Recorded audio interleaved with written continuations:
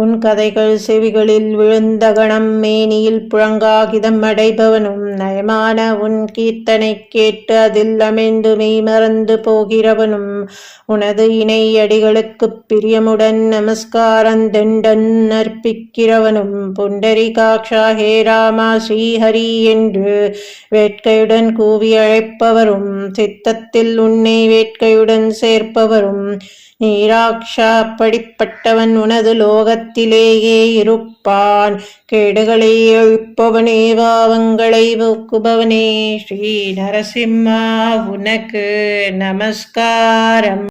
வேதங்களின் சாரமே நான் மெச்சிக்கொள்ளும்படி நல்ல விதமாக பூஜைகள் செய்ய வல்லேன். தோண்டிய அணிகலன்கள் அளிக்கலாமெனில் கௌஸ்துபமணி உனக்கு முன்பே உள்ளது.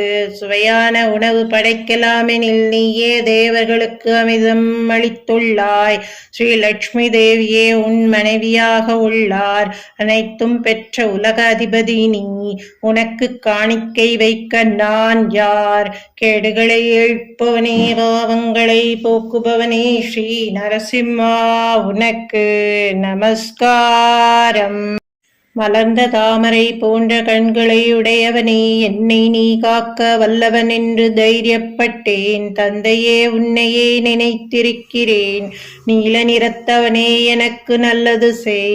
ஓஹோஹோ உன்னை போன்ற வள்ளலை நான் இங்கு காண்பேன். முன்பு செய்த பாவங்களை அழித்திட உலகில் உன் பெயரை போற்றலாம்.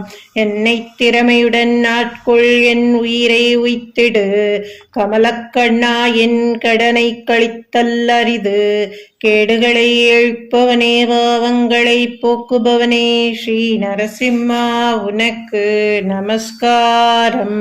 புற்றின் மீது படுத்தது போலவும் புலிக்கூட்டத்தினிடை புகுந்தது போலவும் முதலை கூட்டம் மிகுந்த மடுவில் நுழைந்தது போலவும் நீ நிலைக்கருகில் வீடு கட்டியது போலவும் செல்லரித்த பூமியில் பாயை எட்ட விரித்தது போல ஓட்டை பாத்திரத்தில் பால் வைத்தது போல பைத்தியக்காரனுக்கு செல்வம் அள்ளி தந்தது போல ஓலை குடிசையில் வெடிகள் வைத்தது போல கெட்டவர்களுடன் உன் பக்தர்கள் உறவு குவைப்பார்களெனில் கேடுகள் விளையும்.